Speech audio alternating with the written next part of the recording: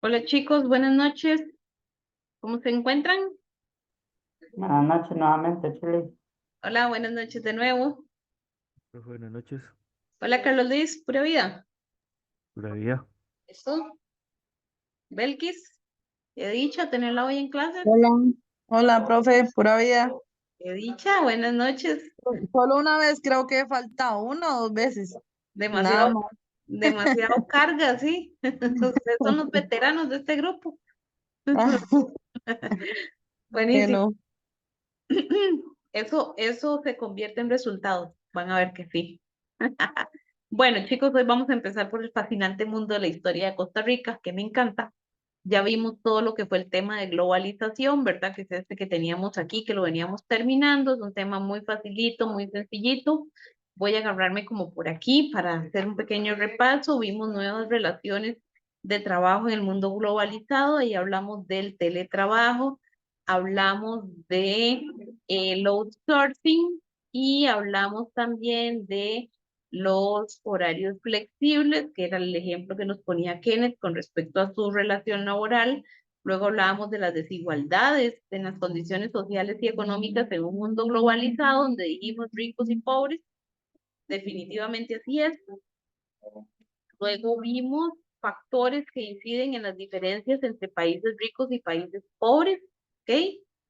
Eh, bueno, esa parte dijimos que no la íbamos a trabajar porque era como un repaso de todo lo que habíamos visto, la convergencia y divergencia cultural en el mundo globalizado, que dijimos que la convergencia es todos metidos dentro de la globalización, ¿verdad? Todos atacados por los medios de comunicación, por las redes sociales, por las nuevas influencias tecnológicas, y la divergencia es todo lo contrario, ¿verdad? Es la gente que no está todavía inmersa en esta globalización o en este mundo globalizado que lastimosamente nos ha hecho hasta incluso perder nuestra propia identidad para adaptarnos a una identidad de aldea global, por ahí lo mencionamos, ¿ok? Eso fue lo último que vimos, estuvimos aquí. La semana pasada estuvimos haciendo un preámbulo o una introducción acerca de lo que es la historia de Costa Rica. Estuvimos hablando de que íbamos a ver a partir de 1900 a la actualidad, que esto se iba a dividir en tres periodos, ¿verdad? La historia de Costa Rica, y que el primer periodo empieza en 1900, pero que nos vamos a devolver un poquitito a 1870. Ahora, chicos, voy a compartirles, vamos a ver,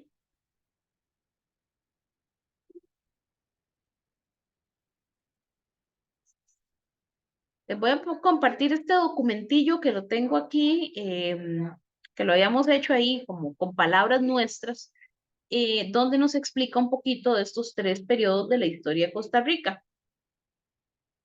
El primer periodo que les decía que es de 1900 a 1950, recibe el nombre de política de Estado liberal, con un modelo económico agroexportador, donde dijimos que la política de Estado liberal dice que el Estado no interviene en la economía ni en lo social, que no se involucra a fijar precios ni cantidades, que eso lo haga la empresa privada bajo la ley de la oferta y la demanda.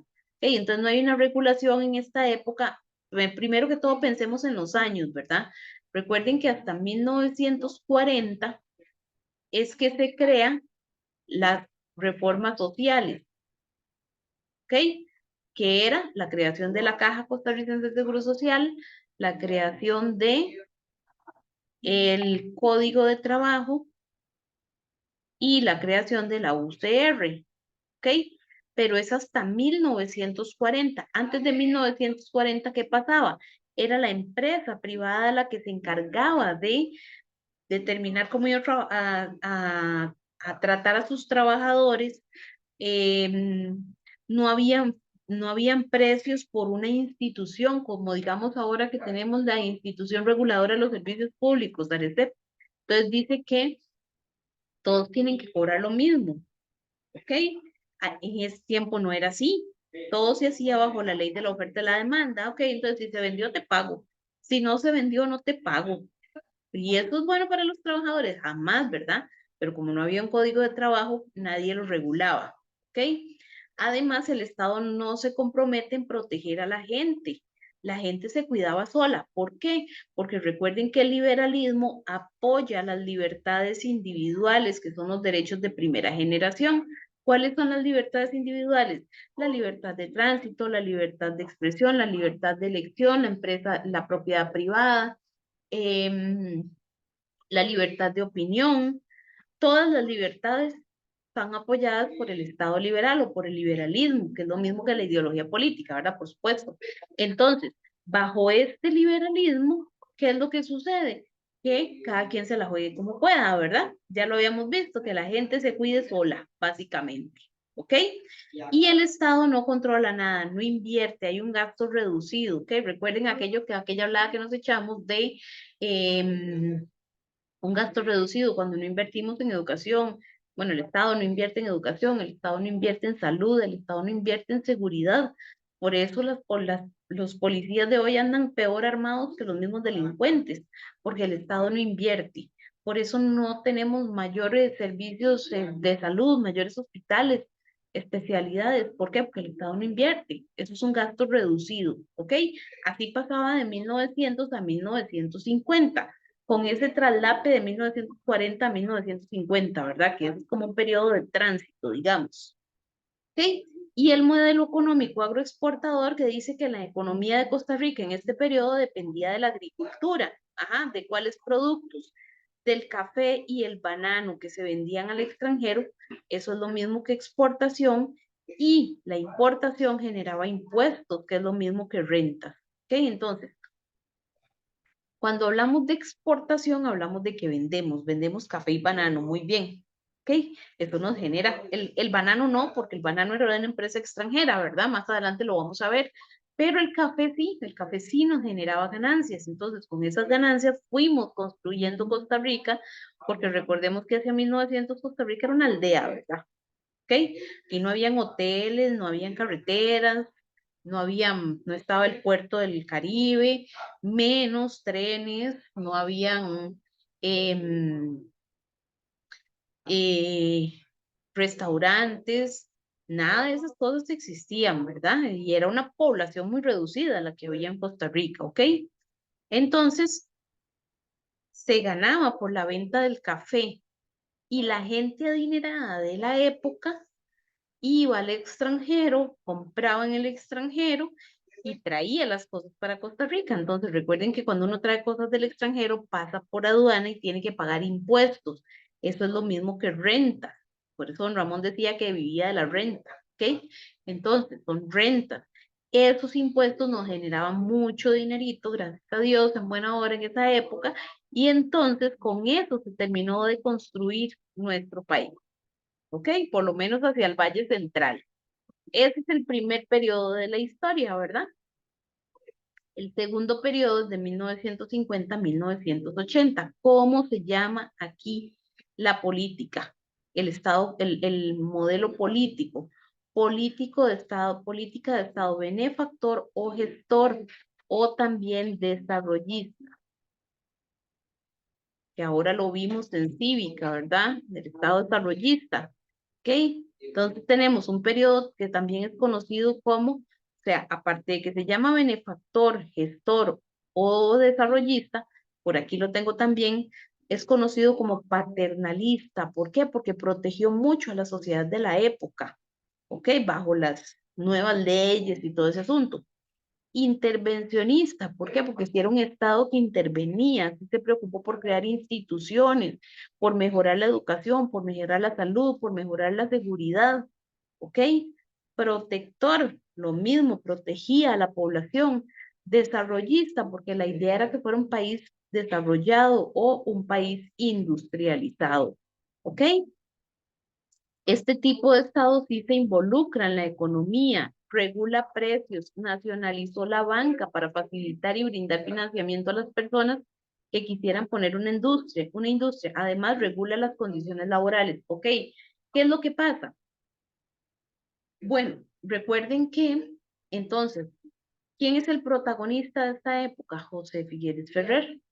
En 1948, guerra civil, invade a Costa Rica con un ejército privado y se toma el gobierno durante año y medio. O sea, le dijo Otilio Ulate, yo quiero el gobierno durante año y medio, y en ese año y medio crea la Junta Fundadora de la Segunda República, que es una asamblea legislativa privada en donde crean reformas a la Constitución Política de 1949. La idea de Figueres en esa época era establecer un país desarrollado. ¿Ok? Recuerden los 3 periodos de la historia, no sé si ustedes se acuerdan de eso. Perdón, los 3 periodos, los tres, denme un momentito para recordar.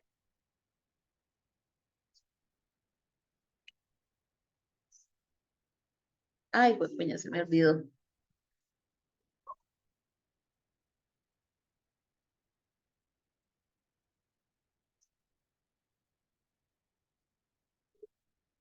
Bueno, digamos que los 3 estados de la economía, para no complicarnos. Primero,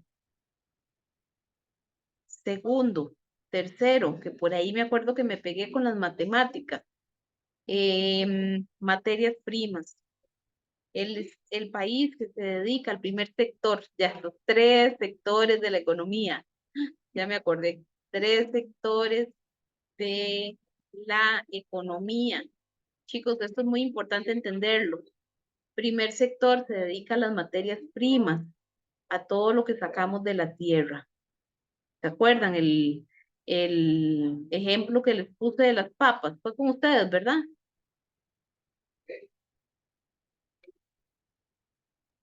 Sí, profe. Ok, muy bien, 100 colones el kilo de papas. Segundo sector de la economía, industria. ¿Qué hace el segundo sector de la economía? Produce las papas, reproduce las papas, perdón. Las hace en bolsitas y las vende. De 1 kilo de papas hizo 100 bolsitas y vendió cada bolsita 300 colones. ¿Ok? Y este es bienes y servicios. Bienes y servicios. ¿Qué hace el de bienes y servicios? Y turismo también. ¿Qué hace el de bienes, servicios y turismo? Vende las bolsitas de papas, solo que ya lo va a vender a 350 colones cada bolsita. ¿Cuál era el que más ganaba? El segundo sector, que es el industrial.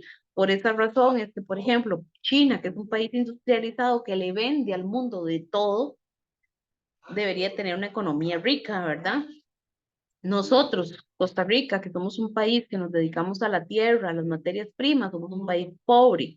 El que vende también es país pobre. Entonces, aquí le ponemos pobre, rico y pobre. ¿Ok? ¿De dónde se obtienen los minerales para crear microchips y piezas electrónicas y todas esas cosas? Del primer sector, ¿verdad? ¿A dónde se ensambla, dónde se arma y se hace un producto manufacturado terminado? En el segundo sector. Aquí En se China, en China, porque exactamente. todo viene de China. Sí, exactamente, así es. Ok, entonces, exactamente, ¿por qué? Porque digamos que cada microchip, estoy inventando números, ¿verdad? Cada microchip lo pagan a 50 colones.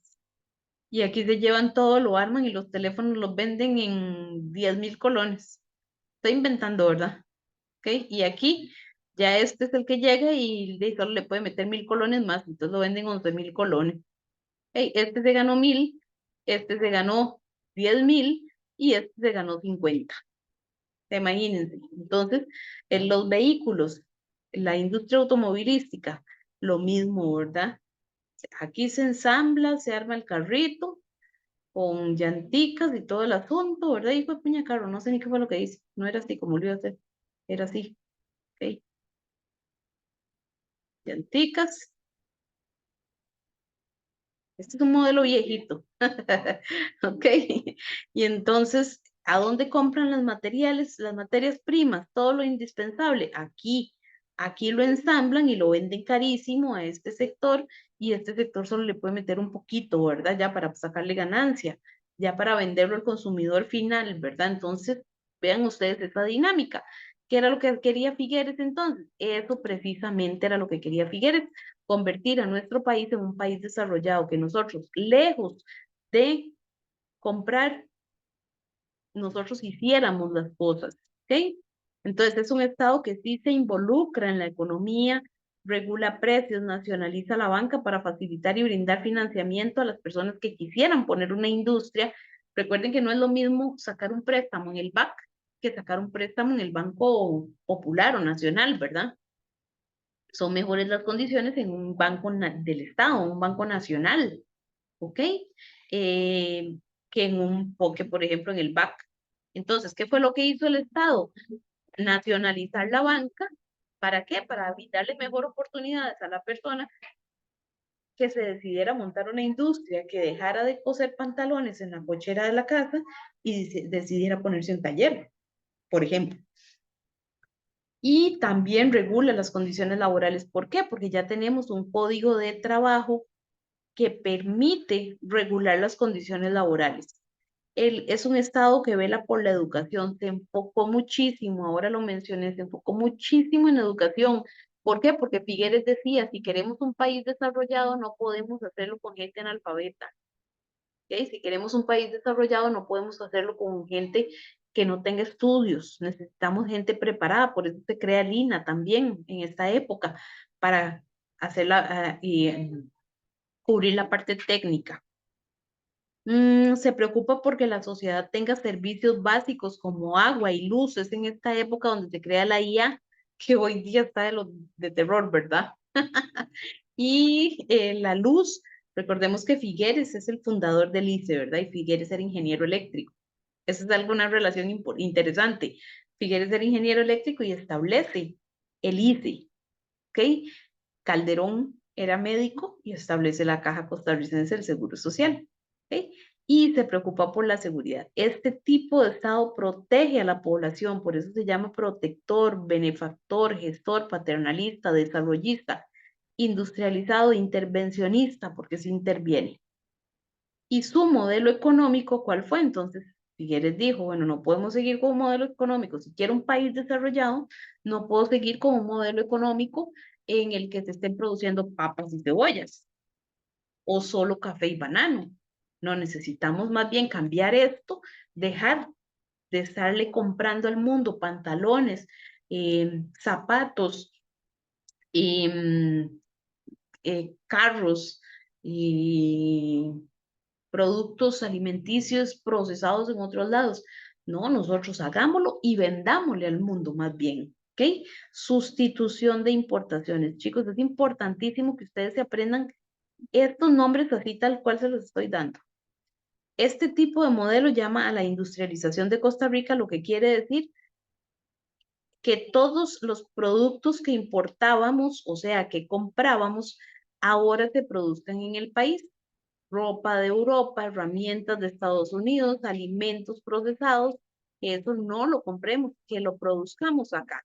Todos estos productos hacerlos en Costa Rica, lo que supone desarrollar al país, crear industrias propias de moda, de autos, de cemento, de alimentos, etcétera. ¿Ok? Y por último tenemos el periodo que se viene a dar de 1980 a la actualidad. ¿Qué pasa con este periodo? ¿Ok? Entonces, por aquí, en 1972, se da la crisis del petróleo. ¿Qué es la crisis del petróleo?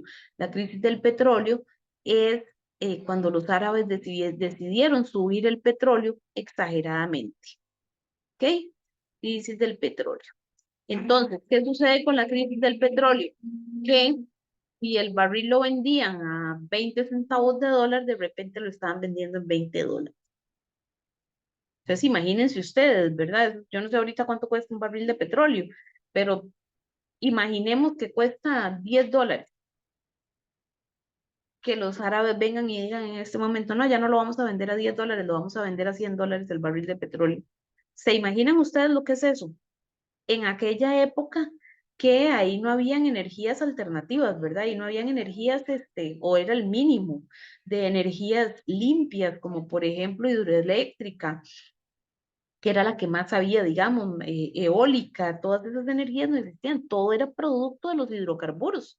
Entonces, imagínense ustedes que es que los árabes suban el precio del petróleo exageradamente, ¿y qué pasa cuando sube el petróleo? Todo sube, ¿verdad? Principalmente la luz, ¿ok? Y los combustibles, por supuesto. Entonces, imagínense ustedes que era el pequeño productor que se le ocurrió o aceptó un préstamo de esos para dejar de hacer pan en el horno de la cocina y montarse un taller en el que produjera pan.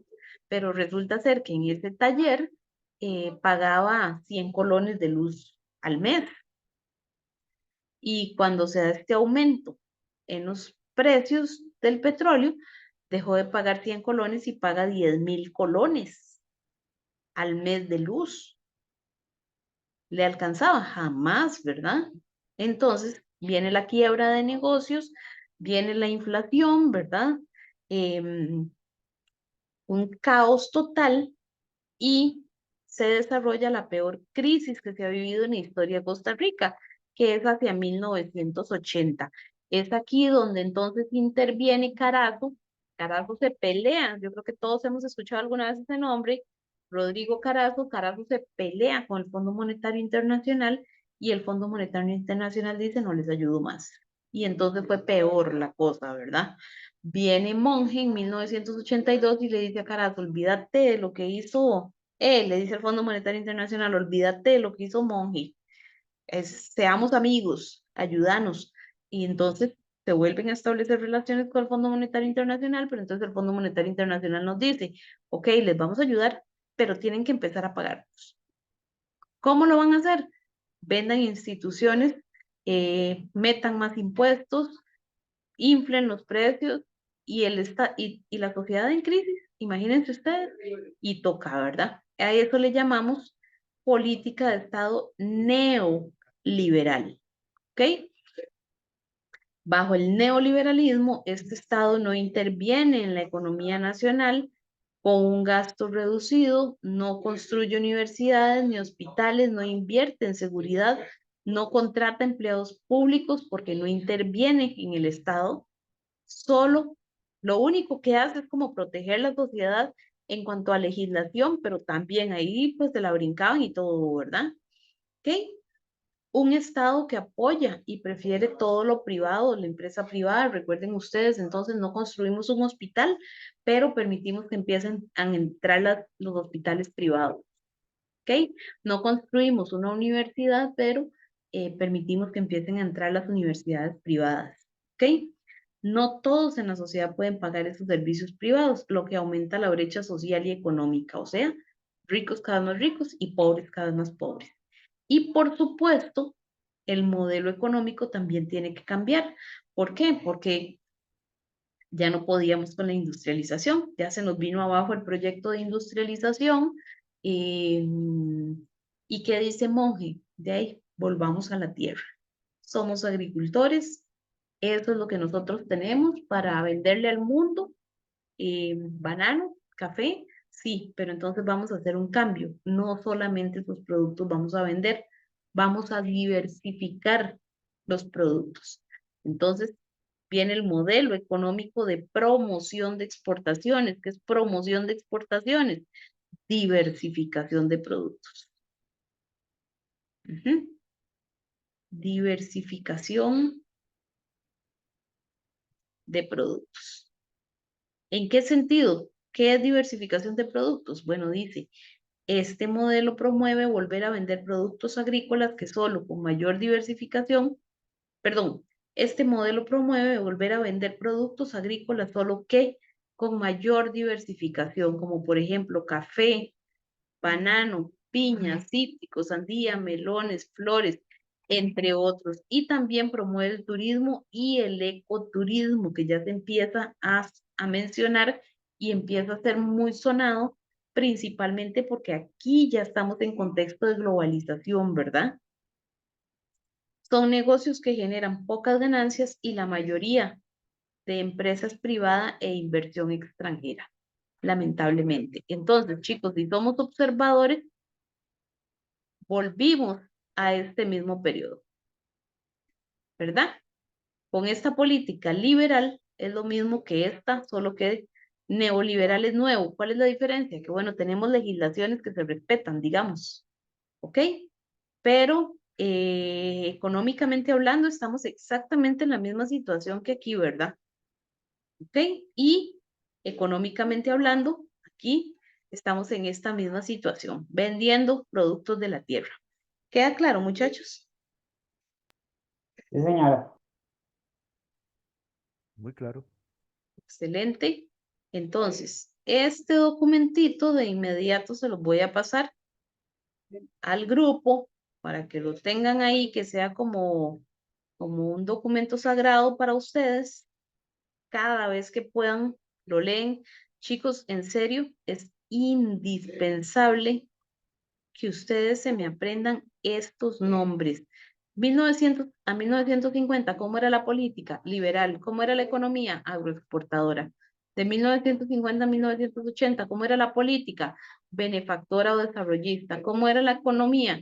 Sustitución de importaciones. 1980 a la actualidad, ¿cómo era la política? Neoliberal. ¿Cómo era la economía? Promoción de exportaciones.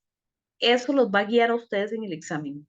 Y recuerden que son 25 preguntas del examen, ¿ok? Solo para que tengan eso en cuenta. Vamos a ver qué más tengo que enviarles de aquí.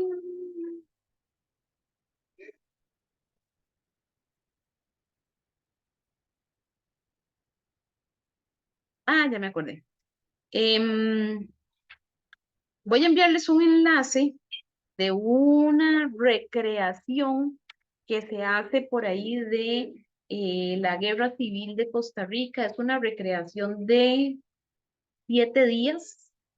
Dura como 45 minutos, pero es interesante, es bonita. Yo sé que tal vez ustedes como son un poquito más grandes, sí van a sacar el ratillo para verlo. Solamente déjenme ver en dónde lo tengo por aquí, que lo tengo en el teléfono. Entonces denme un momentito.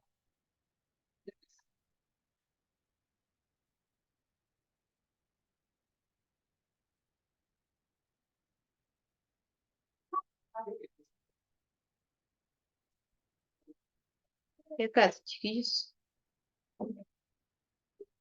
Vamos a ver si por aquí me lo encuentro.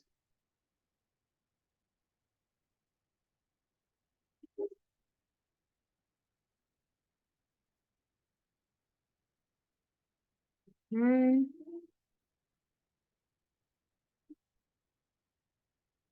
ya casi, ya casi. Aquí está.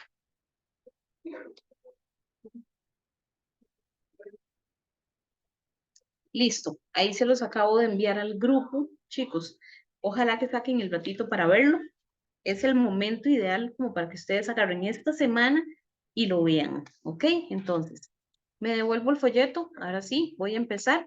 Por supuesto, eso que yo les acabo de hacer a ustedes es una recreación de cómo sucede todos los periodos de la historia. Dentro de cada periodo, vamos a ver específicamente y con detalle qué fue lo que sucedió, ¿verdad? Cómo se fue formando Costa Rica. Costa Rica en el siglo XX hacia la crisis de la década de 1980, 1980, la sociedad costarricense en la primera mitad del siglo XX, o sea, de 1900 a 1950. La crisis del modelo agroexportador. Y vean que nos están hablando de modelo económico, ¿verdad? Por aquí podemos ver ejemplificado qué era lo que se vivía en esa época. Café, producción de café. Más, yo creo que todos nosotros estamos aquí, en algún momento fuimos a coger café, nos ganamos una platilla en vacaciones de 15 días, ¿verdad? O en vacaciones de 3 meses cuando las teníamos. Íbamos a coger un cafecillo ahí, más por hobby que de toda otra cosa, y nos ganábamos una platica, ¿verdad? Yo creo que todos lo hicimos en algún momento. Kenneth, ¿usted lo hizo? ¿Qué dice qué, perdón? Ir a coger café. No, ¿Nunca has cogido café? nunca, solo el coffee maker. Ok, es trampa. Carlos Luis, ¿vos? Ah, yo sí, pero es que yo fui malito para eso. Sí, me iba a Tras de vacilar pobre nada más. delicado. Sí, Entonces use la solo técnica de Kenneth, mejor. solo encaramado en los palillos de naranjas y todo eso ahí, De vagabundeando. goloso. Ok. Belkis, ¿vos? Yo sí, profe, yo sí, con mi mamá. Ujú. Ok, yo también, yo me acuerdo en vacaciones de 15 días me mandaban para Palmares donde mi abuelita me encantaba ir y mi abuelita ahí de vez en cuando me llevaba y entonces íbamos y cogíamos ya una cajuelilla, ¿verdad? Y ya me ganaba ahí unos 100 coloncillos, yo no me acuerdo cuánto, ¿verdad? Y ya, entonces ya eso yo me lo podía gastar para mí. Me acuerdo que me compré una diadema y no me acuerdo qué más, pero algo me había comprado. Bueno, el tipo de Estado que regía Costa Rica desde inicios del siglo XX hasta 1940 fue el Estado liberal. Inicios del siglo XX, chicos, 1900, ¿ok? Fue el Estado liberal. El liberalismo se define como un sistema filosófico, económico y político que promueve las libertades civiles, o sea, libertades individuales. Ujú. Y propone limitar el poder coactivo de los gobiernos sobre las personas. Se opone a cualquier forma de despotismo, promueve los principios republicanos constituyéndose en la corriente de pensamiento en la que se fundamentan la democracia representativa y la división de poderes. ¿Okay? Ahí lo que nos está diciendo nada más es cómo funciona el liberalismo, que es lo mismo que ya lo vimos en palabras sencillas. Dice que es este nuevo modelo político que contribuyó a consolidar la economía monoexportadora del café. ¿Por qué mono? ¿Qué significa eso? Un solo producto. Eso es monoexportador, o sea, la exportación de un solo producto. ¿Cuál era? El café. Fue fortalecido con la Constitución de 1871, que promovió el progreso y el desarrollo con un discurso liberal, se me acaba de pegar con un discurso liberal que marcó el rumbo del Estado costarricense en su proceso de consolidación. ¿Ok? Chicos, recordemos que es importante tener en cuenta, ahí hay algo que se me pegó, denme un toque, que se me pegó este documento.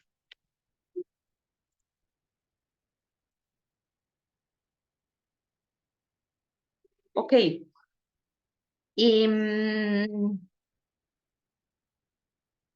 vamos a ver. Recordemos, chicos, que por allá, por 1800 y resto, es donde se empieza a producir el café.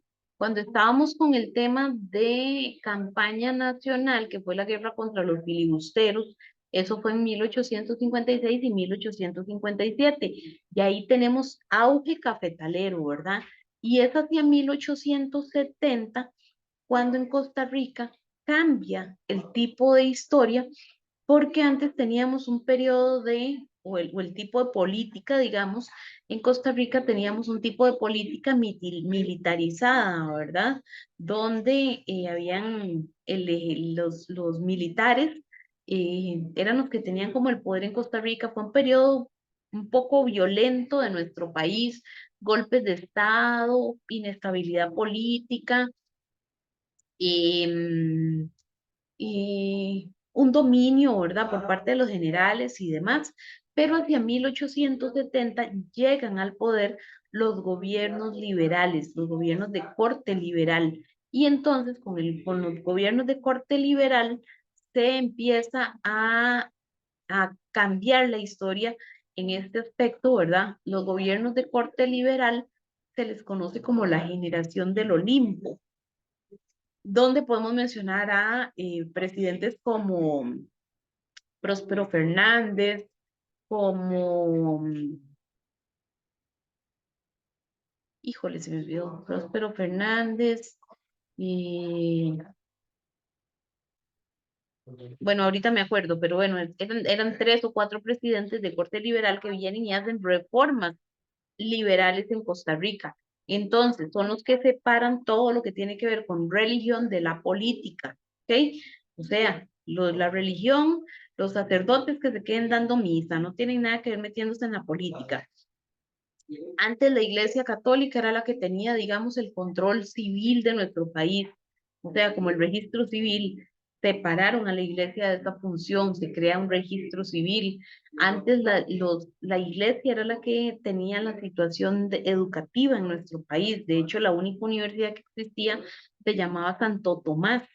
Y la Universidad de Santo Tomás la cerraron por la misma razón y nos quedamos sin universidad, ¿verdad? Pero separaron a la iglesia de la educación. Ya en los centros educativos no eran los sacerdotes ni los monjes los que instruían, ¿verdad? Tomás Guardia es otro de los presidentes liberales. Entonces, a partir de aquí es que se empiezan a crear o a consolidar este liberalismo.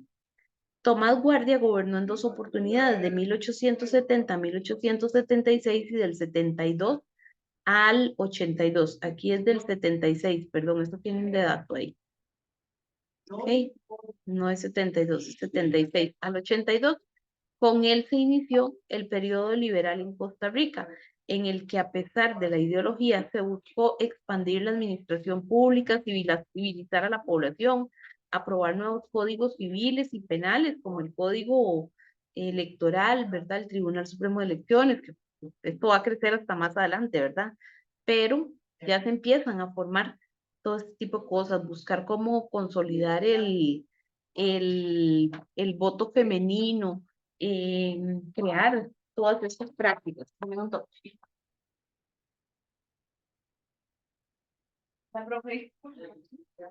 Pura vida. Ok, entonces ir mejorando, ¿verdad? Las condiciones de la sociedad a través de políticas públicas y mejores condiciones. ¿Ok? Entonces dice aprobar nuevos códigos civiles y penales, inaugurar el registro de nacimientos, de funciones y matrimonios y establecer un sistema de enseñanza primario, centralizado, secular, o sea que no tuviera nada que ver con la iglesia, gratuito y obligatorio. Esto es parte de la reforma educativa que hicieron los liberales. ¿Ok? A inicios del siglo XX, el modelo liberal se envolvió ante la influencia del enclave bananero, que cada día tomaba más impulso con respecto al modelo cafetalero del siglo XIX. ¿Ok? Entonces, vamos a ver, primero que todo, ¿qué es un enclave? El enclave bananero es cuando se le otorga o se le concesiona una región específica a una empresa, por decirlo de esa forma, ¿verdad? Pero la explotación de esa región se hace desde todo punto de vista económico, político y demás. O sea, que las leyes, por decirlo así, en esa región del enclave, quien las va a definir es la empresa a la que se le dio esa función. Eso es un enclave. Entonces, por ejemplo, el enclave bananero fue otorgarle la región del Caribe a la United Fruit Company, una empresa estadounidense. Entonces, esa empresa prácticamente tenía todo el control y dominio de esa región, hasta la legislación. ¿Ok? Como era un Estado liberal que el Estado no intervenía en las actividades económicas, entonces la United Fruit Company hacía en esa región lo que le daba la gana con los trabajadores bananeros. Por eso es que después, en 1934, se da uno de los movimientos más grandes que tiene la historia de Costa Rica, que es la huelga bananera. ¿Ok? Bien, la administración del periodo liberal sufrieron las consecuencias de una crisis mundial progresiva. Por ello, el gobierno limitó el gasto público, disminuyendo empleos y salarios públicos, así como el ejército. Ah, ok, entonces otra vez, disminución de gasto público, ¿verdad? Ya sabemos qué es eso. ¿Qué es el modelo agroexportador? Modelo de producción y exportación de productos del sector agropecuario. ¿Ok? No hay que ir muy lejos, ¿verdad? Ahí para comprender eso. Surgió en la segunda mitad del siglo XIX. ¿Cuál es el siglo XIX? Los años 1800. Quiere decir que si fue en la segunda mitad, estamos hablando de 1850 en adelante. Basado en la concentración de la propiedad privada en pocas manos. Recuerden que el Estado liberal promueve lo individual, ¿verdad? Promueve la propiedad privada, la empresa privada. Por lo tanto, propiedad privada en manos de pocos. Y de ahí la gran diferencia social, ¿verdad? Ricos y pobres, no más. En este periodo así era. Solamente habían ricos y pobres. Aquí no había clase media. ¿Por qué les digo esto? Porque ya ustedes van a ver dónde surge la clase media. Pero aquí solo habían ricos y pobres, punto.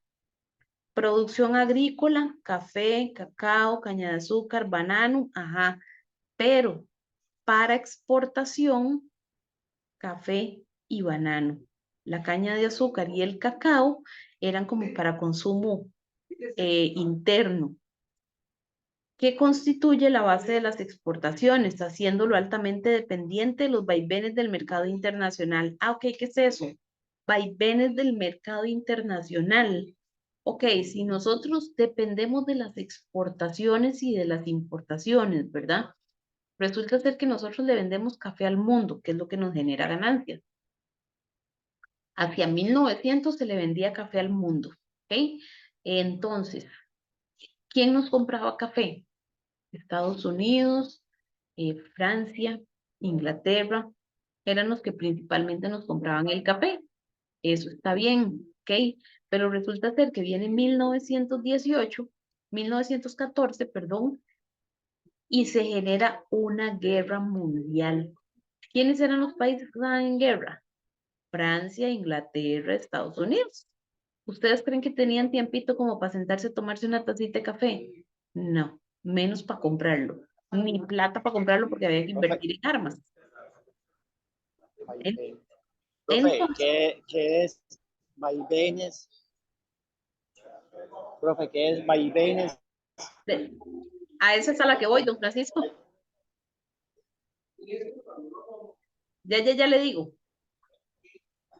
Ah, ok, está bien, gracias. Ok. Entonces, estos países, Francia, Inglaterra, Estados Unidos, no tenían ni ganas de tomarse un cafecito porque estaban en guerra, ni tampoco dinero para estar comprando cafecito, ¿verdad? Entonces, ¿qué pasó con la economía nuestra? Si yo solo vendo café y nadie me está comprando café, ¿qué pasa? No tengo economía, así de sencillo.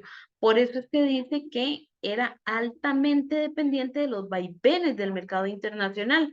Entonces, vaivén es como va y viene, de ahí viene la palabra, ¿verdad? Vaivenes, va y viene. Entonces, si el mercado internacional va bien, la economía nuestra iba bien. Si el mercado internacional va mal, la economía de nosotros estaba mal. A eso es a lo que se refiere con vaivenes del mercado internacional. Depende de cómo esté el mercado internacional, de cómo vaya y venga el mercado internacional, así va a ser la economía nuestra. ¿Por qué? Porque solo dependíamos de ese producto. ¿Ok? Ahora sí, más claro.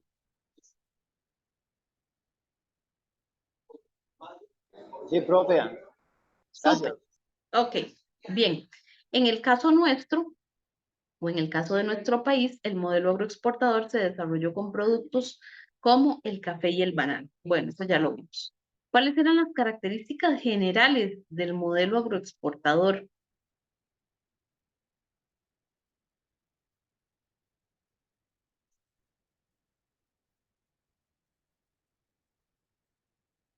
¿Ok? Dice, existencia de una economía dependiente y frágil, especializada en la producción y exportación del café, lo que dio carácter a la monoexportación. ¿Ok? Monoexportación, un solo producto, el café. ¿Ok?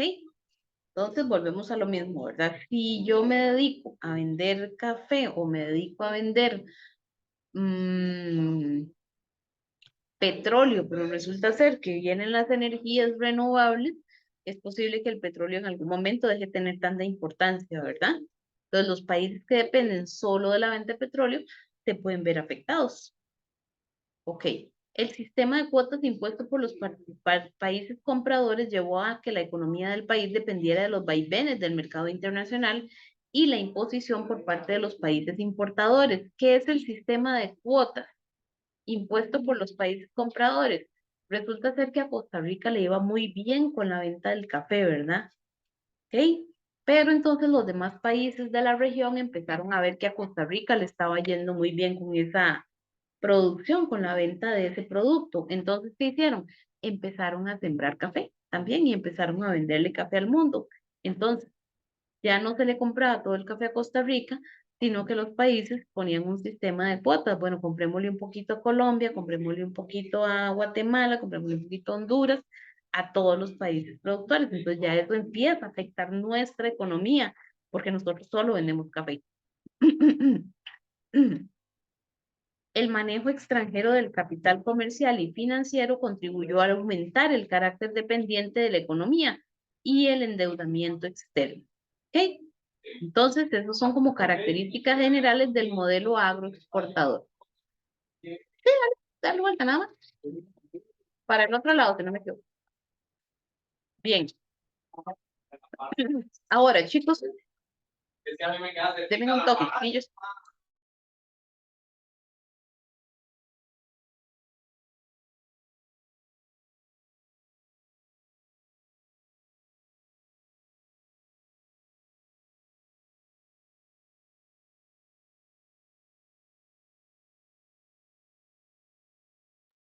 Ok, entonces, chicos, dijimos que depende de los vaivenes del mercado internacional, ¿verdad? Recuerden que los países que nos compraban cafecito, Inglaterra, Francia, Estados Unidos, países europeos, ¿y quiénes eran los que estaban en guerra? Estos países. Entonces, la economía agroexportadora de Costa Rica pues, se va a ver afectada por las condiciones del mercado internacional.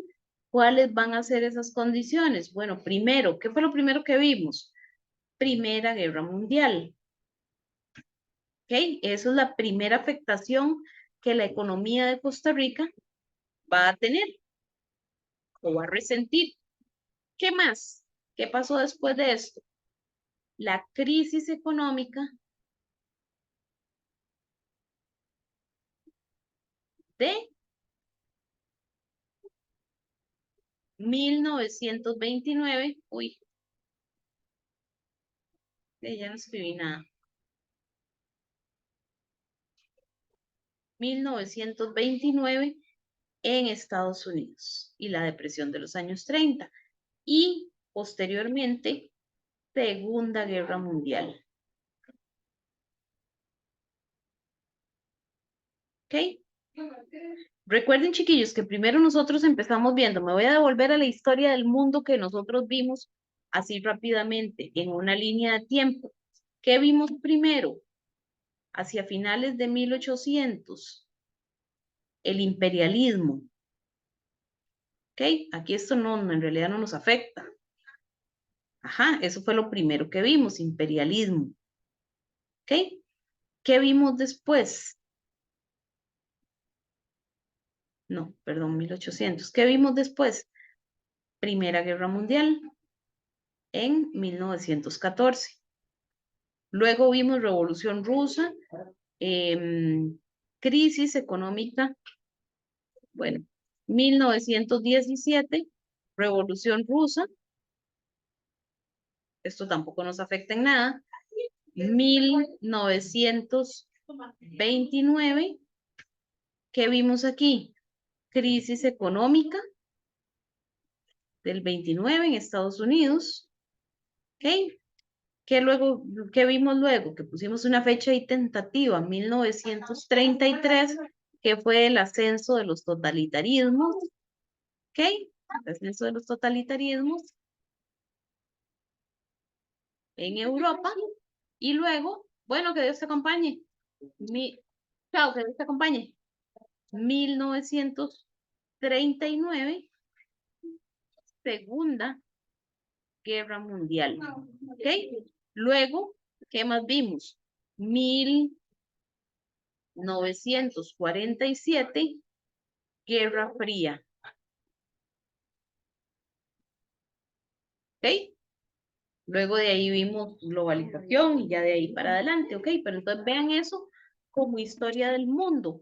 Ahora estamos viendo lo mismo, pero en historia Costa Rica. Entonces, en la historia de Costa Rica vamos a pasar lo mismo, vamos a empezar como, vieron que les hablé de las reformas liberales, como finales de 1800. ¿Qué es lo que pasa a finales de 1800? En 1870 hablamos de las reformas liberales, ¿verdad? Luego, ¿cuál es el primer factor que nos va a impactar en la economía de Costa Rica? Primera Guerra Mundial, luego crisis del 29 y luego Segunda Guerra Mundial y también Guerra Fría hasta la actualidad. ¿Ok? Entonces, vean que esto es historia del mundo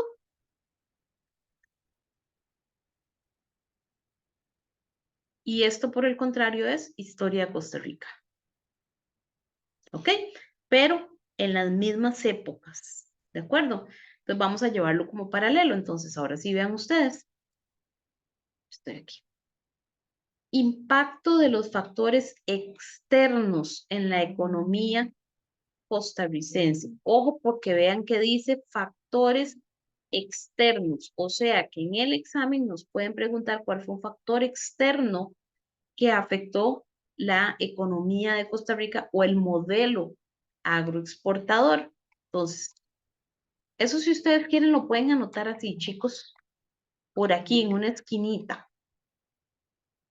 Por ahí lo vamos a ir viendo todo junto, pero lo pueden poner por aquí. Factores externos que afectaron la historia de Costa Rica y para que lo tengan agrupadito, ponen entonces Primera Guerra Mundial, crisis del 29 y Segunda Guerra Mundial. ¿Ok?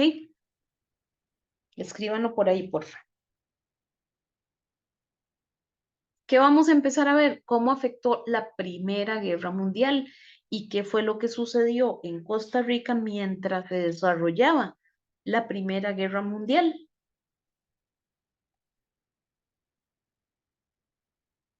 Ujú. Vean las trincheras, ¿verdad? La imagen de la Primera Guerra Mundial y entonces dice, la guerra provocó que sus mercados externos se contrajeran. ¿Ok? ¿Cuáles mercados externos? De los mercados a los que se les vendía café. ¿Ok? Se contrajeran. ¿Qué es que se contrajeran? De que disminuyeran. ¿Ok? Pongámosle así. Disminuyeran. ¿Ok? Disminuyendo nuestras exportaciones y afectando drásticamente las importaciones. Ah, ok, entonces disminuyeron las exportaciones, sí, porque no pudimos volver a, o sea, se disminuyó la compra de café y pues por supuesto también se va a disminuir la importación. ¿Por qué? Porque recuerden que los que iban al extranjero a comprar cosas eran los mismos que vendían el café. Y si no estaban vendiendo el café, no tenían plata para viajar, por lo tanto no tenían plata para traer cosas del extranjero y por lo tanto no se pasaba aduana y no generaba impuestos. ¿Ok? Entonces, ni por importaciones ni por exportaciones. El comercio, sobre todo las mercancías provenientes de Europa, se redujo 5 veces entre 1913 y 1918, por lo que el Estado experimentó una fuerte disminución de las rentas que percibía por los impuestos aduaneros. ¿Ok? Entonces, ojo, no hay rentas, no hay impuestos aduaneros. ¿Por qué? Porque no se está vendiendo. Las necesidades públicas y la deuda externa e interna crecieron aceleradamente, provocando un acelerado déficit fiscal. ¿Qué es déficit fiscal? ¿Alguno sabe? como un faltante. Ujú, podría ser. Ujú. Podríamos decir que un faltante, como dice Carlos Luis, o cuando gastamos más de lo que tenemos.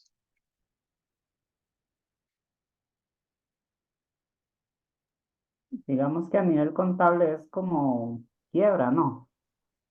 Mm, no, no tan drástico como la quiebra, Pero pero, llegando ahí, algo ujú, así. sí, sí, Entiendo. más o menos. Es más, yo les podría decir que yo creo que todos estamos en déficit fiscal, ¿verdad? Gastando más de lo que tenemos, ¿o no? Me equivoco. Más yo. No, no, todos estamos en esa condición, créame. En la economía de Costa Rica nos tienen esa posición. ¿ok? Entonces, ¿qué fue lo que pasó? Que las necesidades públicas y la deuda externa e interna crecieron aceleradamente, producto de la crisis que se estaba viviendo. Entonces, eso provocó un acelerado déficit fiscal, o sea, provocó que se gastara más de lo que teníamos. Entonces, vean desde dónde nos empezamos a endeudar, ¿verdad? El colón sufrió una progresiva devaluación respecto al dólar. Esto siempre sucede, ¿verdad? Siempre que hay crisis económica, el colón se devalúa. Quebraron varias empresas y se dio una fuerte inflación. ¿Qué es inflación? Encarecimiento de productos de consumo. ¿Ok? Además, también se afectó la agricultura, la industria y la banca, al punto de temerse la quiebra de los bancos emisores y empresas ligadas a la actividad comercial.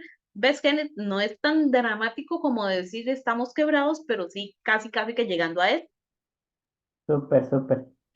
Ok, entonces, ¿entendemos bien cómo era que se estaba poniendo el panorama producto de la Primera Guerra Mundial? Sí, me van copiando bien. Yo sí. Sí, Ok, profe. excelente. Ok, ¿qué sucede?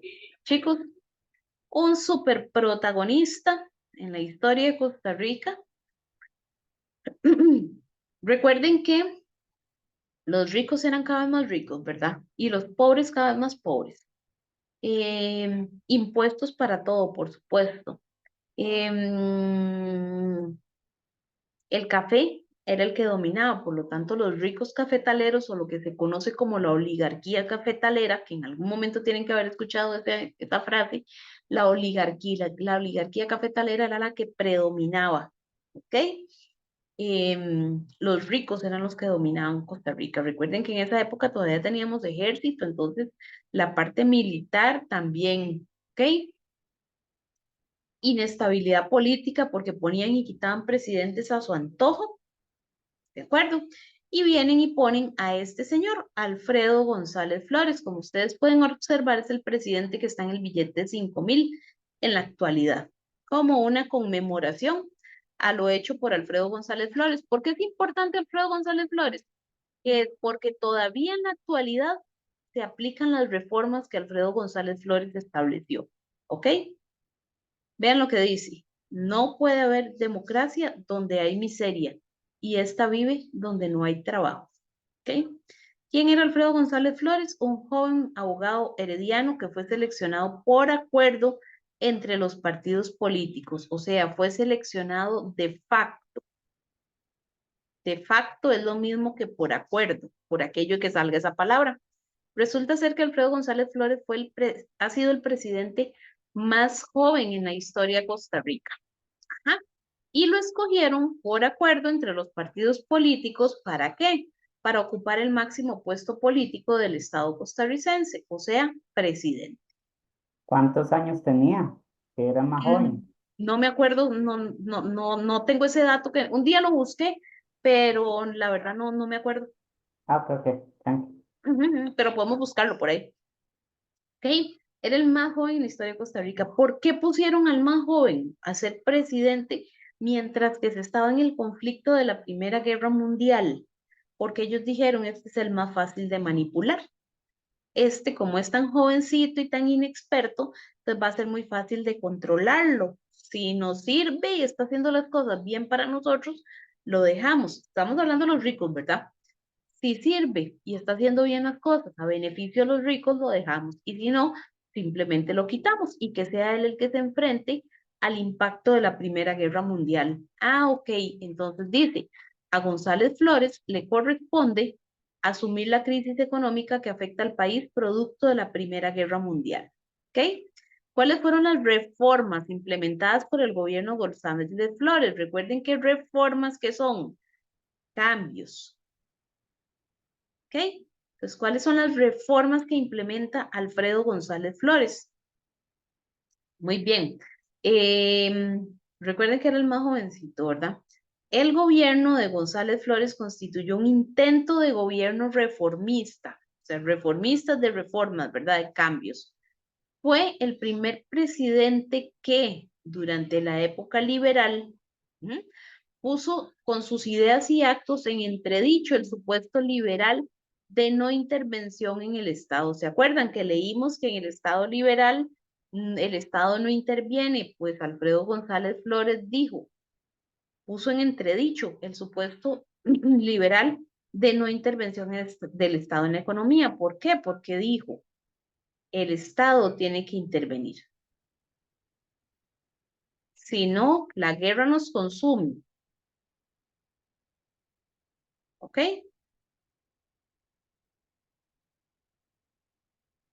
Bien, entonces dice, tales medidas orientan una participación estatal en la economía, o sea, la participación del Estado en la economía mediante el control del gasto público. Ok, entonces vamos a controlar lo que se gasta. Vamos a hacer una reforma bancaria. Ok, vamos a hacer cambios en la estructura de los bancos y en la recolección de los impuestos. Vamos a reformar, vamos a hacer cambios en cómo se recolectan los impuestos. ¿Ok? Primera reforma de Alfredo González Flores. Reforma tributaria. Recuerden que tributo es impuestos, ¿verdad? Creación del impuesto territorial de la renta. ¿Qué significa? Y todavía, chicos, esto se aplica, ¿verdad? El impuesto territorial de la renta. ¿Qué dice? Cada ciudadano pagará según sus ingresos. Entonces, para brindar esta estabilidad financiera al país y lograr el equilibrio de la balanza fiscal, aquí es balanza, falta salir. Hasta entonces, la mayor carga tributaria recaía sobre los grupos económicamente más débiles, mientras que las clases sociales dominantes y tradicionales estaban prácticamente exentas de ellos. Imagínense ustedes al mejor estilo de los monarcas, ¿verdad? O sea, los ricos no pagan y los pobres son los que tienen que pagar impuestos. ¿Ok? Para el presidente, el rico tenía que pagar como rico y el pobre tenía que pagar como pobre. ¿Ok? Entonces, ¿en qué consiste esta reforma tributaria? En un impuesto que se hace a los salarios más altos. En Costa Rica se aplica en la actualidad, creo que es para salarios mayores a 800 y resto mil de colones. Entonces, todas las personas en Costa Rica que tienen salarios superiores a 800 y resto mil de colones tienen que declarar esos impuestos. ¿Ok? Tienen que pagar el impuesto territorial de la renta. Para que ustedes sepan, todavía en la actualidad. Entonces, Alfredo González Flores dijo, ¿cómo es posible que los pobres sean los que están pagando y los ricos, que son los que ganan bien, no paguen? Que son los que tienen que generar impuestos, o sea, son los que se les tienen que cobrar impuestos. No. Vamos a hacer una reforma tributaria con una creación del impuesto territorial de la renta en donde los ricos tengan que declarar lo que ganan y así pagar los impuestos. Híjole, y entonces imagínense ustedes cómo le cayó eso a los ricos. Cuando recuerden que los ricos fueron los que pusieron a Alfredo González Flores en el poder por ser el más jovencito y porque dijeron, si nos favorece, lo dejamos y si no, lo quitamos. Entonces imagínense cómo les cayó, ¿verdad? Cuando les dijo, el rico tiene que pagar como rico y el pobre como pobre. Segunda reforma tributaria de Alfredo González Flores. Esto lo preguntan, chicos, o les ponen la reforma o les ponen el nombre del presidente y les dice cuál fue una reforma aprobada en el gobierno de Alfredo González Flores. Entonces, esto es muy importante. Creación del Banco Internacional. ¿Okay? Curiosamente se llamaba Banco Internacional, pero es el primer banco del Estado.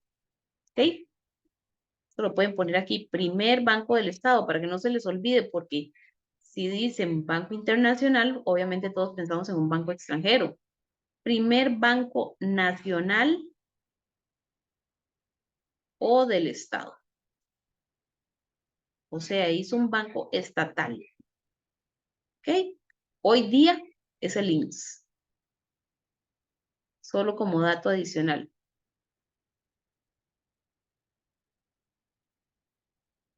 Ajá.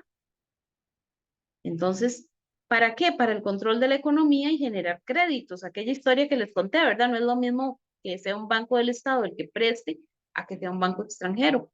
Entonces, primer banco del Estado con capacidad de emisión y funciones hipotecarias. La creación del banco contribuyó a enfrentar la crisis de manera más eficaz y a disminuir el descontento social producto de la pérdida de poder adquisitivo. ¿Qué es poder adquisitivo? el poder para comprar, ¿verdad? Adquirir, poder para adquirir, poder adquisitivo, ¿ok? Entonces, como la gente estaba en crisis porque había guerra en el mundo, la gente estaba molesta, ¿verdad? Había efervescencia social. Por lo tanto, con la creación del Banco Estatal, se bajan un poquito los humos. Este hecho histórico marcó un precedente en la banca nacionalizada, pues nunca antes el Estado había ejercido control en el campo financiero y su administración. El Banco Internacional se le otorgó la prerrogativa de emitir billetes. Eso no es importante. Recuerden que es importante lo que yo les voy marcando. ¿Qué más, chicos, era importante en el gobierno de Alfredo González Flores? Bueno, ya tenemos dos, ¿verdad? El impuesto, la reforma tributaria, la creación del Banco Internacional.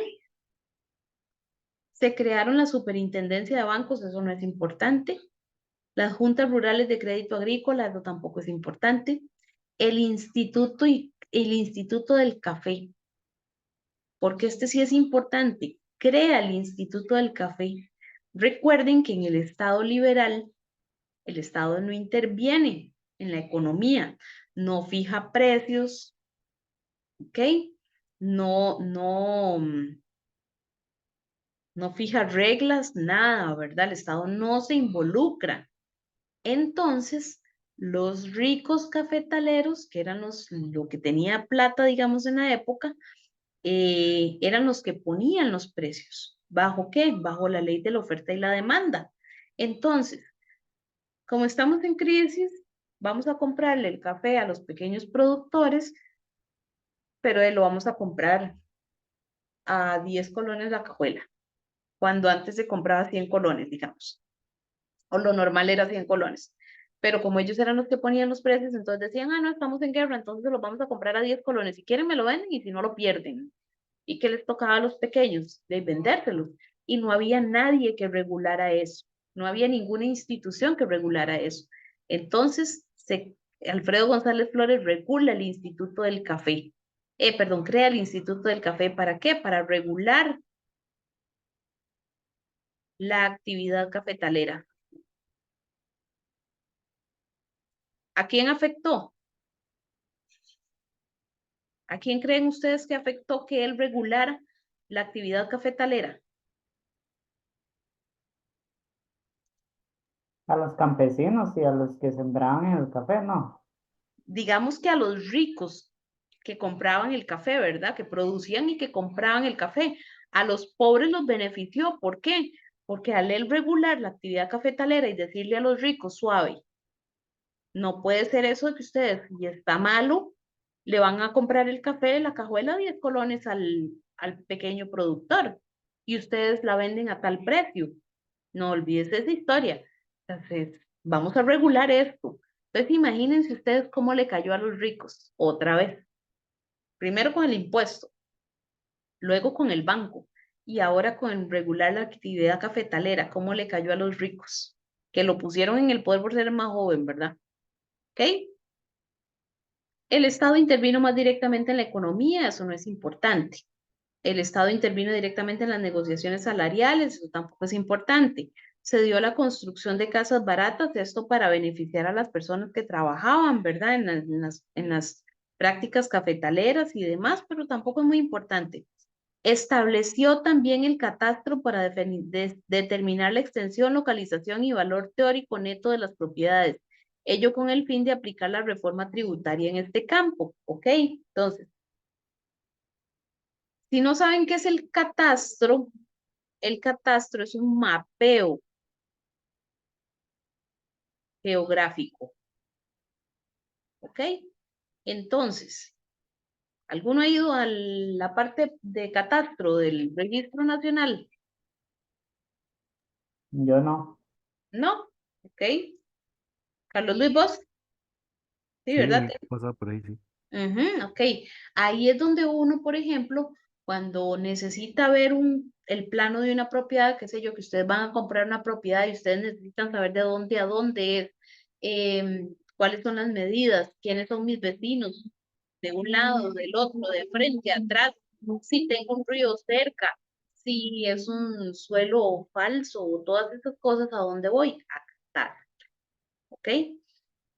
Entonces, resulta ser que en la época, vean, por eso les digo que si les ha tocado ir, porque eso se creó en esta época, ¿verdad? 1914, ¿ok? Entonces, viene Alfredo González Flores y dice, bueno, todos tenemos que pagar impuestos por las propiedades que tenemos. Yo creo que ustedes todos lo saben, ¿verdad? Si tenemos solo una propiedad, pues la podemos exonerar de los impuestos, pero si tenemos más de una propiedad, hay que pagar impuestos por cada una de esas propiedades.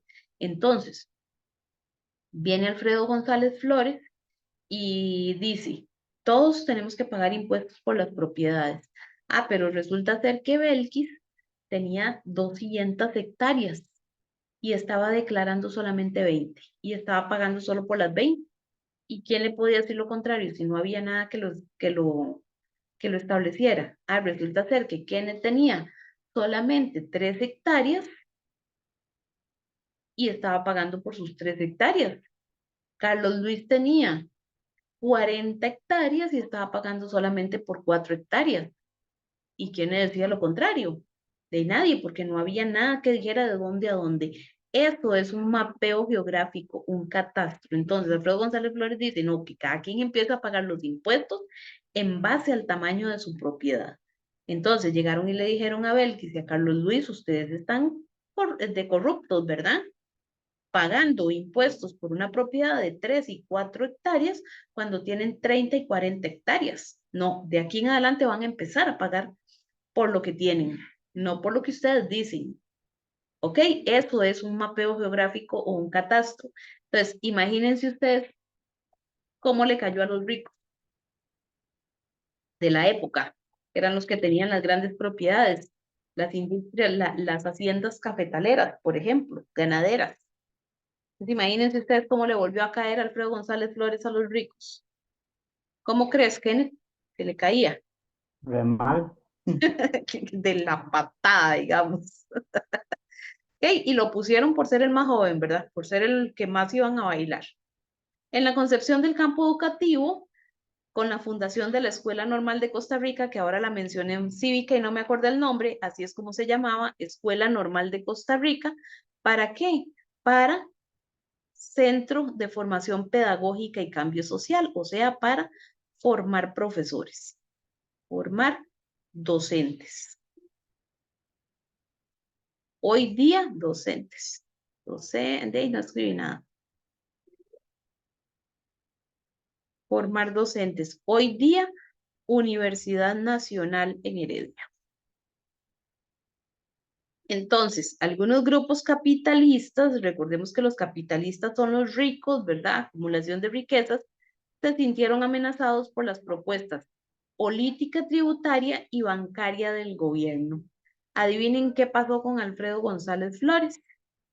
Unidos todas estas situaciones, se dieron las condiciones para el golpe de Estado por parte de su ministro de Guerra, Federico Tinoco, con sus graves consecuencias para la institucionalidad política y para la economía. ¿Qué pasó con Alfredo González Flores? Golpe de Estado. ¿Por parte de quién? Su mismo ministro de Guerra, el mismo que él puso como ministro de Guerra, fue el que le propició el golpe de Estado. Federico Tinoco, hermanos, porque eran dos, hermanos Tinoco, dictadores en Costa Rica. Bueno, dictador Federico Tinoco, ¿verdad? ¿Dictador? Sí, correcto, O sea, ya ha existido dictadores en Costa Rica, entonces. claro, claro que sí, Ah, claro que pucha. sí. Bueno, los Tinoco, podemos hablar de, híjole, siempre lo menciono cuando vemos Primera Guerra Mundial, no cuando, sí, no, cuando vemos Segunda Guerra Mundial, León Cortés Castro también fue dictador en Costa Rica. Braulio Carrillo es considerado como un dictador en Costa Rica. Incluso Figueres llegó a ser considerado como un dictador en Costa Rica por las cuestiones autoritarias, ¿verdad? No podemos decir que son dictadores como Adolfo Hitler, pero sí por cuestiones autoritarias son considerados como dictadores, dictaduras en Costa Rica. ¿Ok? Bien, entonces chicos, vean las reformas de Alfredo González Flores. Como les digo, estos son por lo menos 2 o 3 preguntas del examen y principalmente enfocado a las reformas implementadas por González Flores. ¿De dónde era González Flores? Dijimos. Heredia. Heredia, muy bien. ¿Por qué a Heredia se le llama la ciudad de las flores? ¿Han escuchado que se le dice la ciudad de las flores? Sí, claro. Ujú. Es porque supuestamente las tías de Alfredo González Flores eran mujeres muy hermosas y como eran de apellido Flores y eran de Heredia, entonces por eso a Heredia se le conoce como la ciudad de las flores. Eso no se pregunta de examen, eso es chisme histórico, ¿de acuerdo? Muy bien. Década de 1920, esta no fue muy importante para la historia de Costa Rica. La desastrosa situación fiscal y monetaria heredada de la administración Tinoco, sí, los Tinoco estuvieron en el poder 2 años, de 1917 a 1919, y prácticamente dejaron el país en la quiebra, en la máxima quiebra. Entonces, tras de que estábamos pasando por la crisis económica, ¿verdad? El golpe de Estado de Alfredo González Flores, que ya había logrado regular y estabilizar todo un poquito, vienen los Tinoco con su dictadura y dejan prácticamente el país en quiebra. Entonces, llevó a un conjunto de medidas en el periodo de 1919 a 1922 dirigidas a establecer una normalidad en la política económica. Entonces, ¿qué fue lo que se hizo? De 1919 a 1922, básicamente retomar lo implementado por Alfredo González Flores.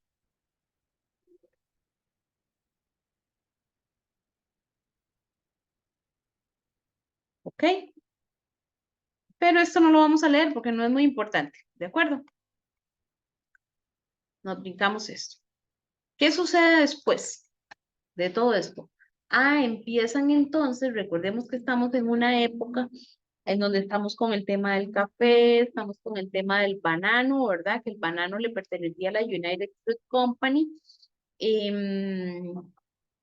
crisis económicas y demás, y empiezan a generarse los movimientos, ¿ok? Los movimientos laborales, ¿ok?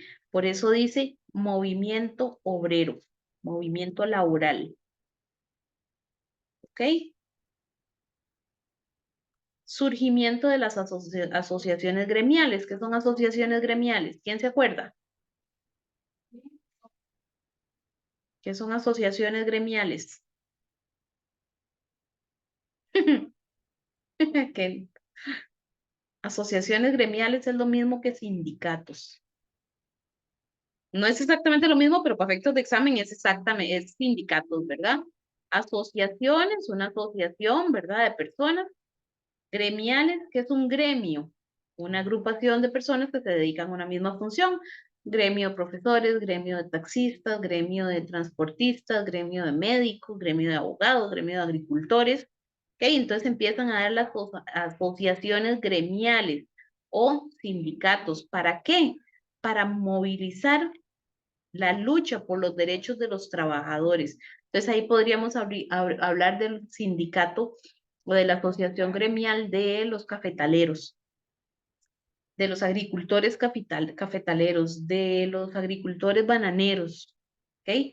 Ahí de los zapateros, de los herreros, de qué sé yo, ¿ok?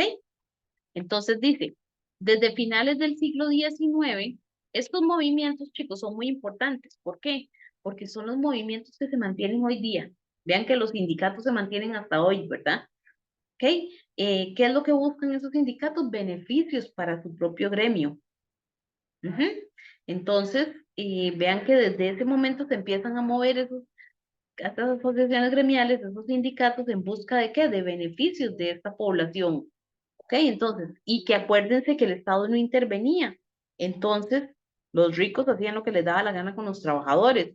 Entonces, se generan estas asociaciones o estos sindicatos ¿Para qué? Para ponerle la contra a esos a esos ricos, ¿verdad? Desde finales del siglo XIX, las organizaciones de trabajadores fueron desarrollándose. Primero, siglo XIX, años 1800. Entonces, desde finales de los años 1800, las organizaciones de trabajadores fueron desarrollándose con sociedades mutuales de los trabajadores por medio de la creación de cajas de ahorro y préstamo y posteriormente en gremios. Las agrupaciones reflejaron también los cambios ideológicos de la época, el anarquismo del socialismo. En relación a las luchas de las organizaciones de trabajadores, variaron sus objetivos dependiendo del ámbito, si era rural o era urbano. Sí, obviamente no son las mismas necesidades las que tienen grupos zapateros o de taxistas que las necesidades que tienen los agricultores, ¿verdad? Entonces, por eso, de los objetivos iban en relación a el gremio que se estaba movilizando. Los sindicatos constituyen organizaciones permanentes de lucha de la clase trabajadora que busca el mejoramiento laboral y socioeconómico de sus miembros. Chicos, es que imagínense una cosa. Pensemos en los trabajadores de las bananeras. ¿Ok? Resulta ser que los pica una serpiente, que era como muy común, ¿verdad? En una bananera muy común que los picara una serpiente. Ay, la empresa no les tiene antibióticos, medicamentos para tratar la picadura de la serpiente. Y entonces, se pasó a mejor vida, lo sentimos. ¿Ustedes creen que eso era justo para un trabajador? Ok. Vivían en condiciones inhóspitas en sus casas, porque la población, digamos, urbana, se fue a vivir a las regiones rurales, a Limón, con la intención de una mejor oportunidad, ¿verdad? Porque resulta ser que de la United Fruit Company viene y se coloca en Costa Rica, en el enclave bananero, y le ofrece a la población costarricense trabajo, que iban a pagar en dólares. Y la gente dijo, de sí, me voy. Les daban casa, les pagaban en dólares, de sí, me voy. Mucha gente se fue. Con el tiempo, al principio todo muy bien, sí, eran casas bonitas y pago en dólares. Con el tiempo, olvídense el mantenimiento de las casas se fueron deteriorando, les dejaron de pagar en dólares, ya les pagaban en colones, ya después no les pagaban en colones, les pagaban con tiquetes, que esos tiquetes tenían que cambiarlos exclusivamente en los negocios de la misma United Fruit Company y ya después ni siquiera les pagaban con tiquetes, les pagaban con ropa vieja, con ropa usada, con zapatos usados. Entonces imagínense ustedes, con productos vencidos, por ejemplo, si hablamos de alimentos, con productos vencidos y todo ese tipo de cosas. Entonces imagínense cómo estaba la gente de indispuesta. Los picaba una serpiente y no había un suero para atender la picadura de la serpiente. Se cortaban una mano, apiando un vástago con un machete, se cortaba la mano de ahí, póngase una venda y siga trabajando. O sea, eso no eran condiciones laborales, por eso la gente se moría a los 40 años, ¿se acuerdan? ¿Ok? Entonces, de ahí es que empiezan a generarse todos estos, y otra cosa, trabajaban 16 horas diarias, 14 horas diarias, 18 horas diarias. La gente se empezó a morir, de cómo no se iban a morir con esas condiciones. ¿Ok? Entonces, buscan el mejoramiento laboral y socioeconómico de sus miembros, lógicamente. En Costa Rica los sindicatos cobran fuerza luego de 1910, sobre todo por la influencia ideológica externa y la aparición de federaciones de trabajadores y confederaciones como la CGT, la presencia de partidos políticos, sobre todo el comunista.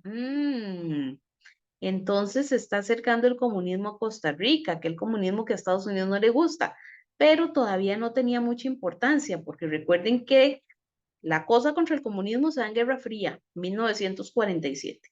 Entonces vamos a ver qué pasa con esto cuando ya estemos en esa época. ¿Ok?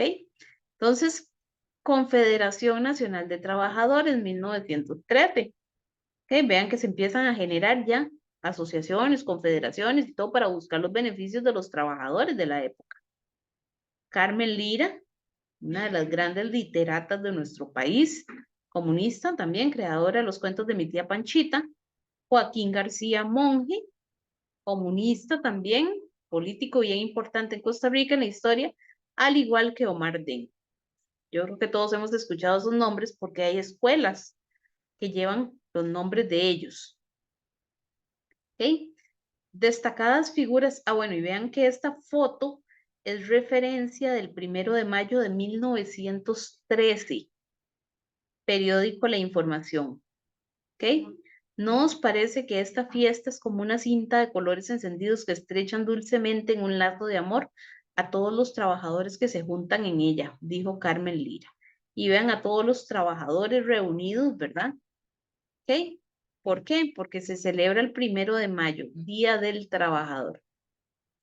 Destacadas figuras de la realidad social y política costarricense, entre los que destacaban Omar Dengo, Joaquín García Monge, Carmen Lira, entre otros, que por cierto fueron exiliados en 1947 por Figueres, formaron el CESG, que es esto, Centro de Estudios Sociales Germinal.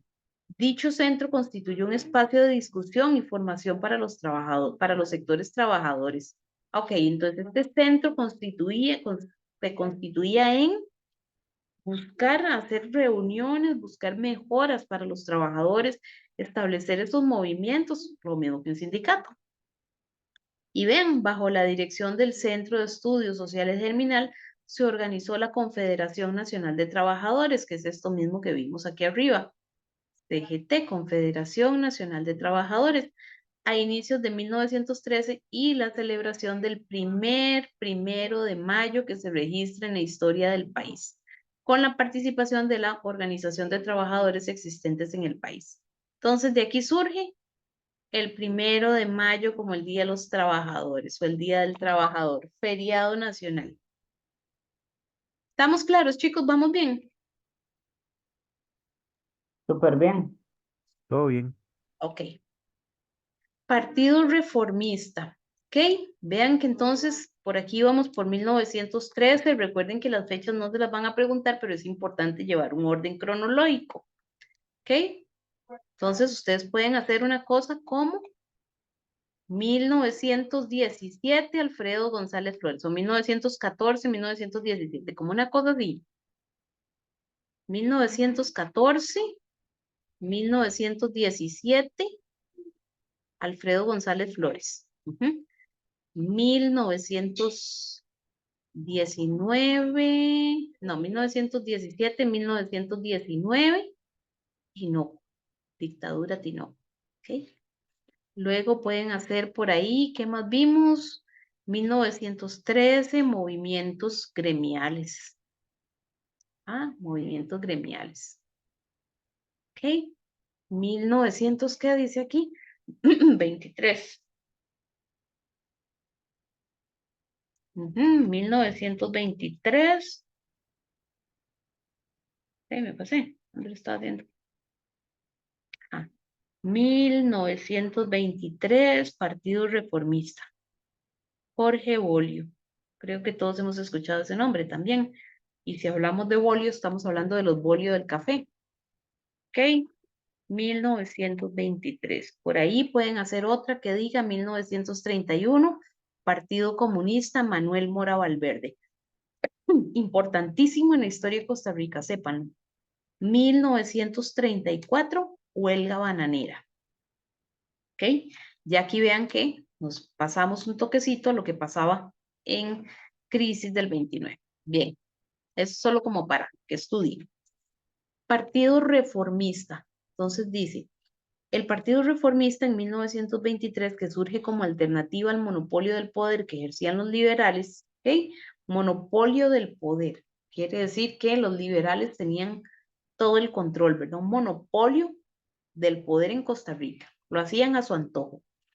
Apoyados en los sectores más ricos del país, el Partido Reformista tiene sus raíces en la doctrina social de la Iglesia Católica, en la encíclica Rerum Novarum. Eso es un documento religioso, ¿verdad? Que eh, determina la organización, digamos. cuyo líder y fundador fue Jorge Bolio. Promueve justicia social como objetivo de dicha agrupación.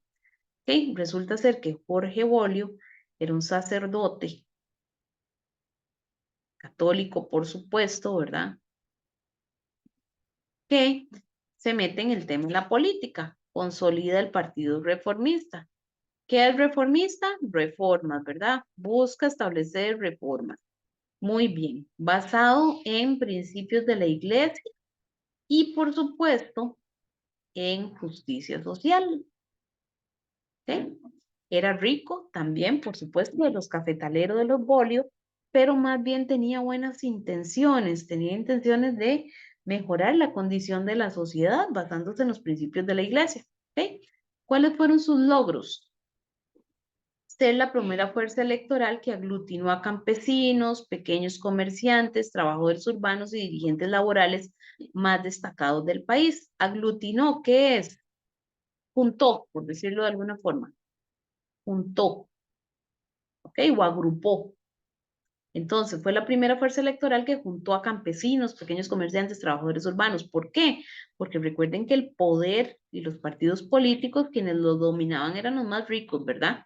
Entonces, Jorge Bolio crea una fuerza electoral, o sea, un partido en el que incluye a los pobres, ¿de acuerdo? ¿Qué más hizo? Creó la ley de accidentes del trabajo, ¿ok? ¿Por qué es importante la ley de accidentes del trabajo? Para protección de los trabajadores. Recuerden ustedes que si lo picaba una serpiente, ¿de qué pena pasó a mejor vida?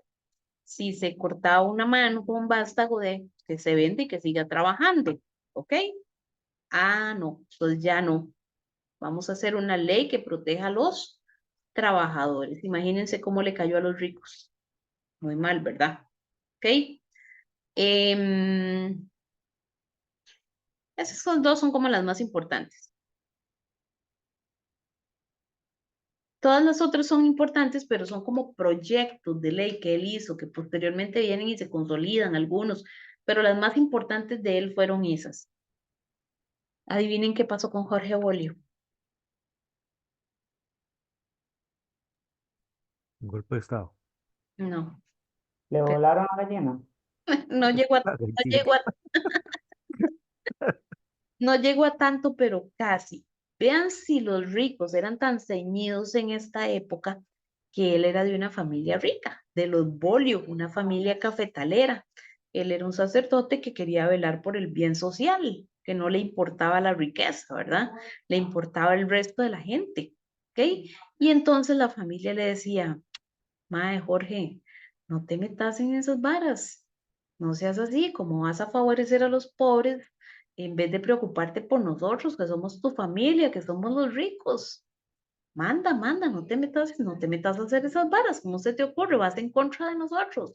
Y Jorgito dijo, no, no, a mí no me interesa lo que ustedes digan, a mí me interesa hacer justicia en base a lo que Dios dice, a la doctrina cristiana católica, o sea, no se puede maltratar a la gente. Unos días después o un tiempito después, el hermano de Jorge Bolio lo invita a tomar cafecito a la casa, ¿verdad? Jorgito se fue a tomar cafecito y adivinen dónde amaneció.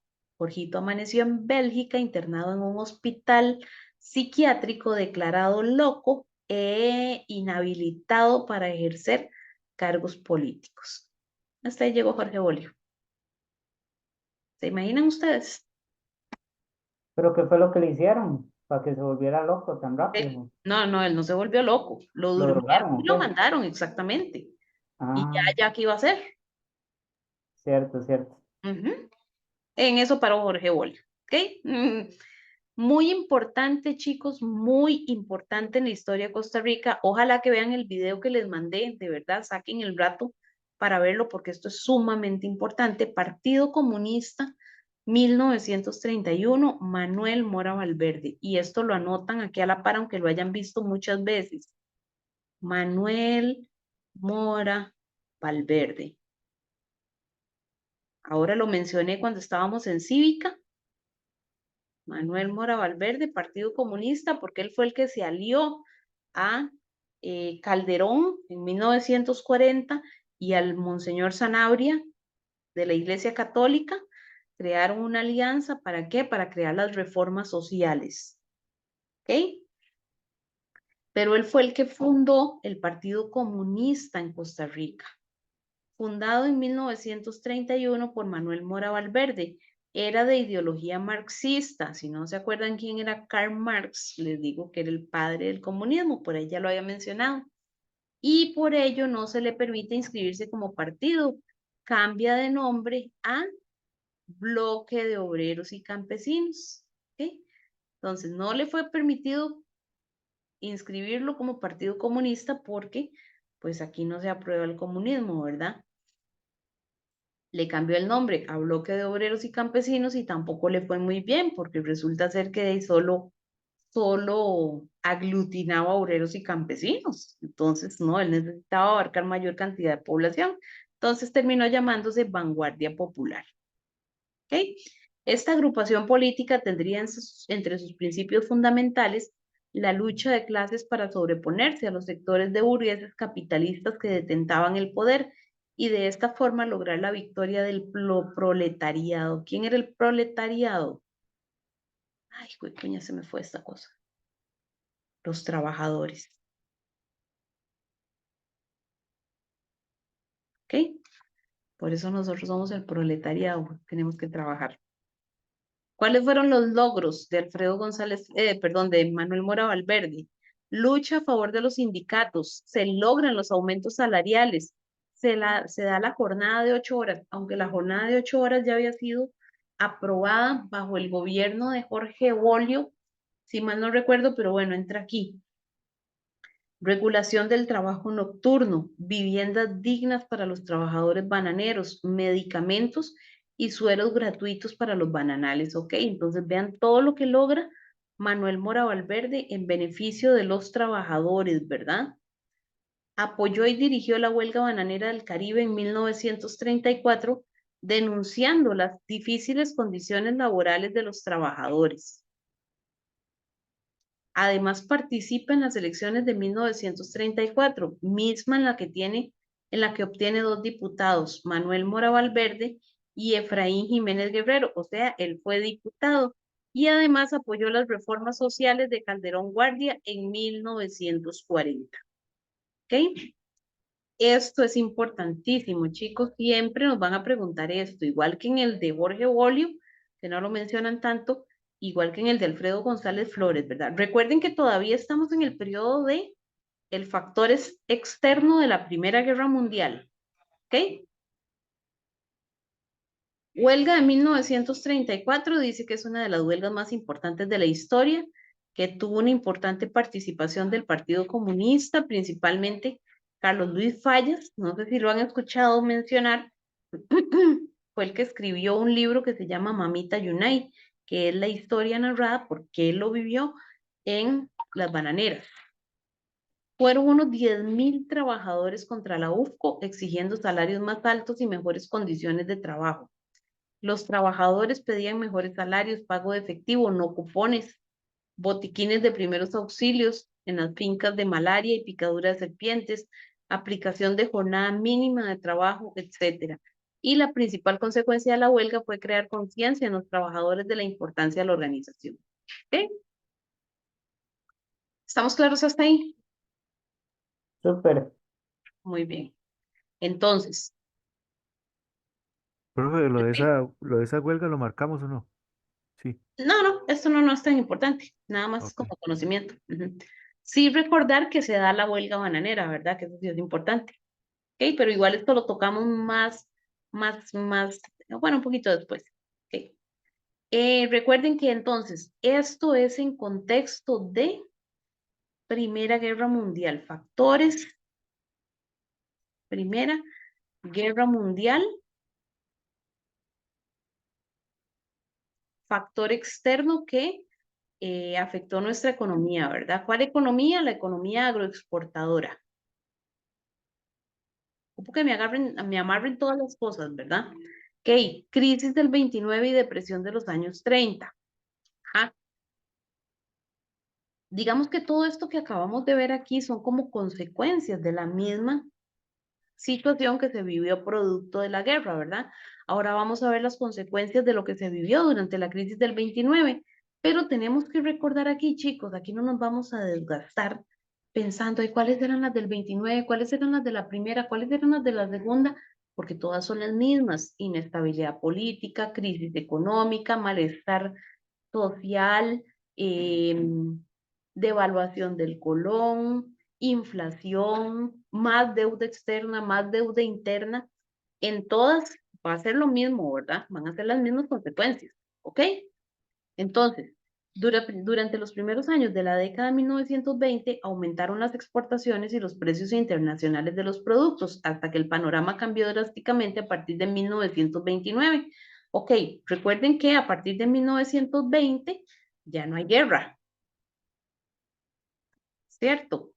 Por lo tanto, empiezan a aumentar las exportaciones. Ya empezamos a vender café nuevamente. Los precios mejoran hasta que vuelve a cambiar el panorama en 1929. ¿Por qué? Crisis económica en Estados Unidos. ¿Quién nos compraba café? Estados Unidos. Otra vez nos lleva el chanfle. Con la caída de la Bolsa de Valores en Nueva York, esto provocó que en octubre del mismo año una fuerte crisis económica y una posterior depresión que afectó directamente a los países en todos los campos. Recordemos que esto afecta no solo a Costa Rica, sino que a todos. ¿Cuáles fueron las consecuencias económicas? El colón perdió la mitad de su valor con respecto a los años anteriores a la crisis. Ante la caída de las exportaciones, Costa Rica impuso el control de divisas y así comenzó el abandono del patrón oro. Eso no es importante. La contracción de los mercados internacionales. ¿Ven que es lo mismo? Otra vez se contrajeron los mercados internacionales. Produjo una disminución en el consumo que afectó las exportaciones de café y banano. Las importaciones experimentaron una seria contracción. Obviamente, si no estamos vendiendo, no hay aduanas, ¿verdad? No hay impuestos, lo que provocó que los depósitos bancarios bajaran y las rentas percibidas por el Estado disminuyeran drásticamente. Los ingresos fiscales disminuyeron, eso no es importante, y se produjo la quiebra de varios negocios, lo que aumentó el desempleo y la inflación. Lógico, si los negocios están quebrando, ¿qué va a pasar con esos empleados? Sencillo, desempleados. Por lo tanto, desempleo genera malestar social, ¿verdad? Inflación, aumento de precios.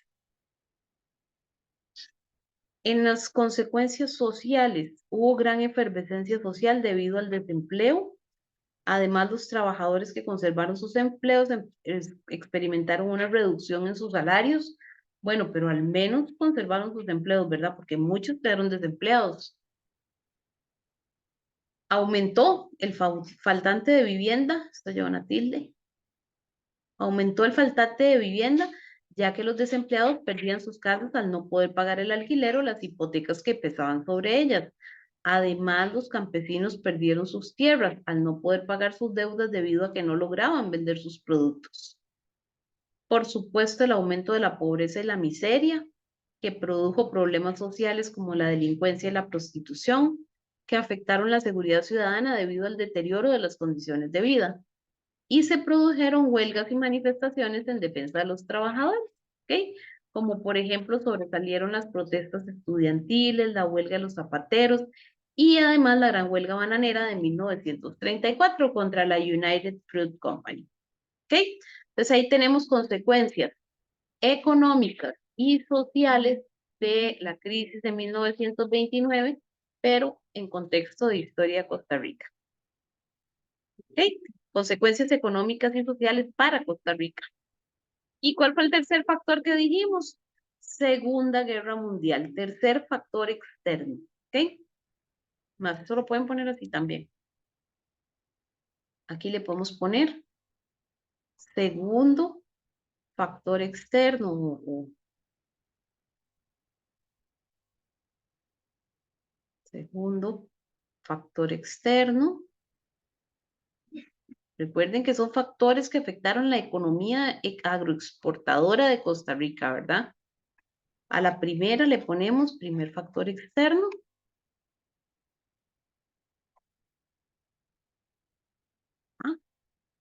primer factor externo. Y a la tercera, a la Segunda Guerra Mundial,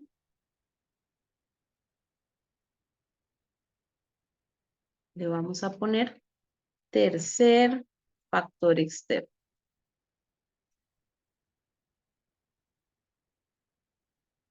que afectó la economía de Costa Rica.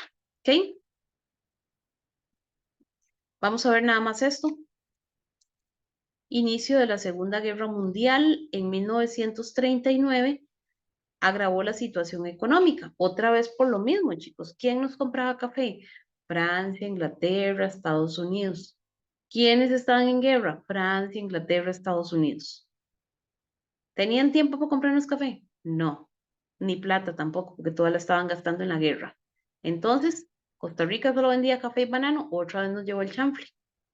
De hecho, en Costa Rica se pueden observar las siguientes consecuencias, y otra vez son las mismas.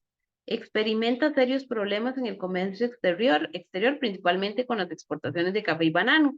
Es lo mismo con diferentes palabras, ¿verdad? Ojo a la hora de leer el examen, nada más es interpretar.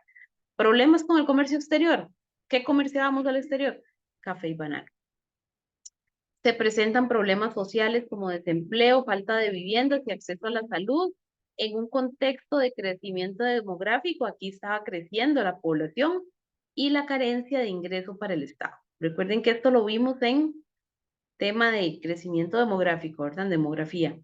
Hubo persecución y destrucción de los bienes de alemanes, italianos, japoneses y españoles por el hundimiento del barco San Pablo en Limón el 4 de julio de 1942, supuestamente por un submarino alemán.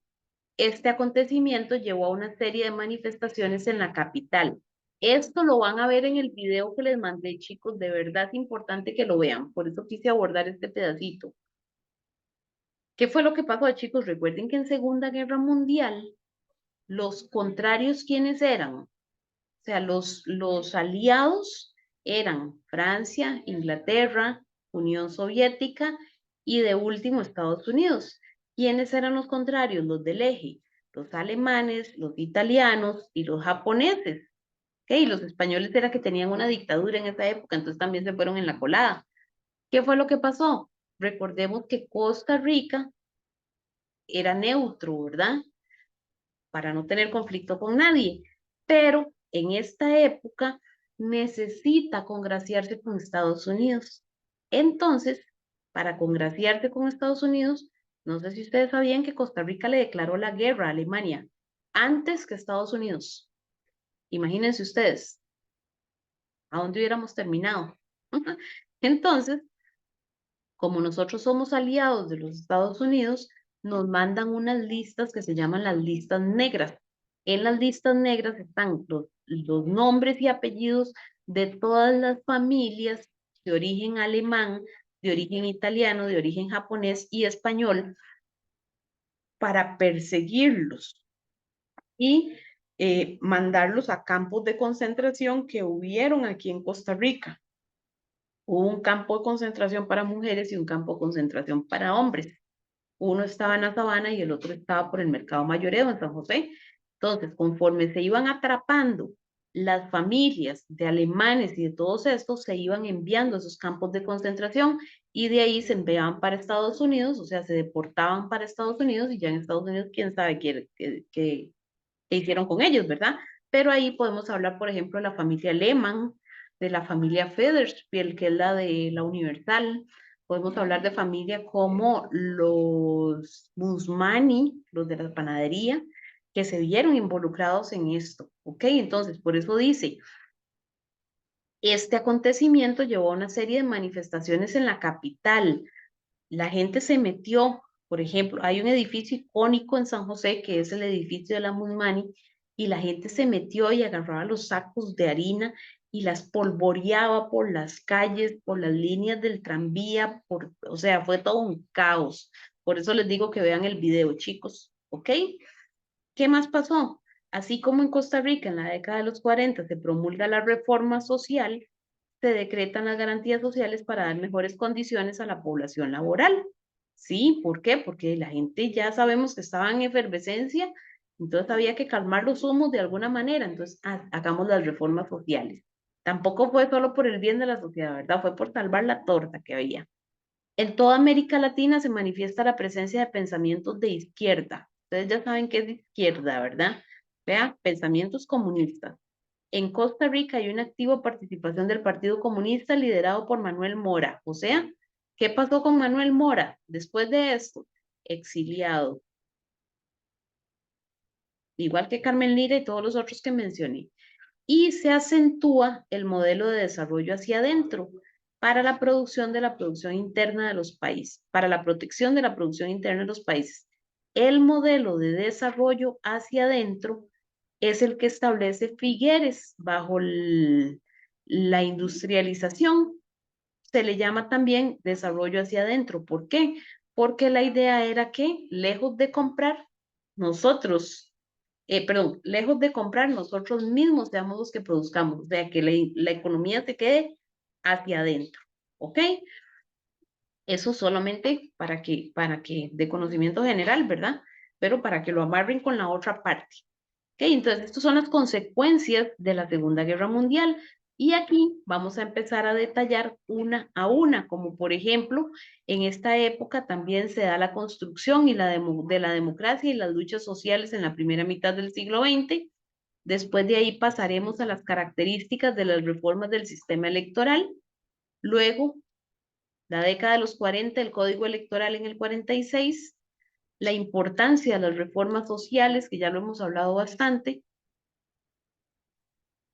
Luego la Guerra Civil del 48, para ya ir pasando a el siguiente periodo, que es del 50 al 80, el modelo de desarrollo, el modelo político desarrollista o industrializado. ¿Ok? ¿Estamos claros? Todo bien. Todo claro. Excelente, muy bien. Belkis, Todo claro, profe. súper. Chicos, en serio, les recomiendo que vean el video que les mandé. Como les digo, es un tutorial ahí de 7 días, es como una ahí cosa, una recreación de lo que pasaba en la época, que a veces es hasta un poquillo divertido, pero es interesante porque les va a narrar exactamente todo lo que pasó. Entonces, bueno, nos vemos. Híjole, les aviso el fin de semana cómo estamos para la próxima semana, pero bueno, clases no hay, la próxima semana no tenemos clases, pero ver cómo reponemos, porque si bien es cierto, vamos bien con los temas y todo, pero me gustaría tener un poquito de tiempo para hacer práctica. Entonces, por ahí vemos cómo nos vamos acomodando principalmente para eso. ¿De acuerdo? Listo, profe, gracias. Listo, chicos, nos vemos si Dios lo permite, que descansen, gracias. Muchas Igual que gracias. descansen. Buenas noches, profe. Igual, con gusto, bye.